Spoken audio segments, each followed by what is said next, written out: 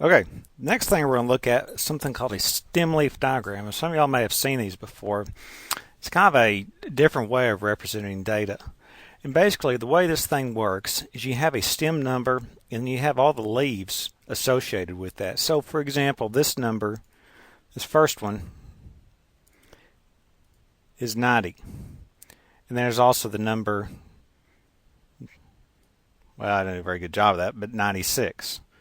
So the numbers here are 83, 85, and 87, and so on and so forth. So you can gotta get a picture of what these look like. So for example, there is 1, 2, 3, 4, 5, 6, 7, 8, 9 numbers with the stem of 60. I could take that and turn it into something like this, and this might be something that people see more. And what you get is a very broad picture of how many that are from 90 to 99, how many are from 80 to 89, and so on and so forth. So that is the same thing as this. It's just done a little bit different way. The more common one that you see is something like this. This is called a histogram. All these represent the exact same type of data. This one just has it turned on its end. And this is starting to look something that many of you have probably seen before called a bell curve. So what we've done is we've taken data and we've just put it in different formats. Now, if we consider these kind of formats, there's some things that we give up. One is we don't really know for sure because of there isn't a scale over here. We don't really know for sure how many or what the numbers are within here. We just know we have some numbers between 40 and 49 as opposed to something like this. We knew exactly what the numbers were. However, a lot of people really have a kind of a hard time looking at some of this.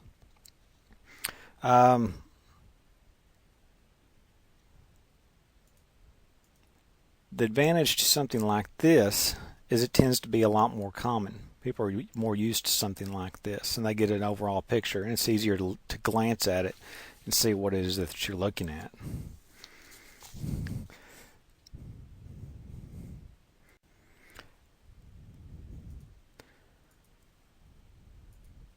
The next thing we're going to look at is what are called measures of central tendency. A lot of people, when they talk about this measures of central tendency, what they really are talking about is the mean. However, that is just one category of these measures of central tendency. There's mean, there's median, and there's mode. So when somebody says the average score is 88, that can mean a lot of different things depending upon what we're talking about.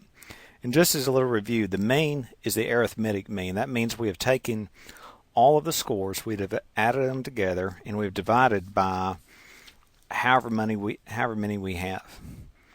The median is the score in the middle. If we were to line up our scores one after the other, lowest to highest, the score in the middle is the median. The mode is the number that occurs the most. And it is possible to have more than one mode. That's called a bimodal distribution. If you have, and what that means is, for example, if you have a series of numbers and the number 4 occurs 3 times and no other number shows up more than 3 times, then the mode for that is a 4. However, if you have a series of numbers and 4 shows up 3 times and 8 shows up 3 times, then you have what's called bimodal distribution. And that can keep going as far as you can come up for prefixes to that. So for this set of numbers, if we look at this, we have these numbers, and when I calculated the mean as my measure of central tendency, I got 15. When I calculated the median, when I lined all these up, 13, 13, 13, 14, oh excuse me, I have 3 13s, 4 13s, 2 14s, etc. The median is 14. The mode is only 13. So if somebody says, I want to go back to what I said previously, what is the average for this? Well, you have to tell me what you mean by average. What you really mean is what is the measure of central tendency. The response to that is which one? Do you want the mean, the median, or the mode? The range is the smallest number minus the highest number. So in this case, we would take 21 minus 13. So for this, our range is 8. So we can give them some specific information. Now we can give them the mean, we can give them the median, we can give them the mode, and we can also give them the range. All of this depends upon what is called a normal distribution. In a normal distribution, the mean tends to be the safest bet. However, very often numbers are not distributed normally, and that's the next topic for this series, is talking about the things that can happen to a normal distribution of numbers.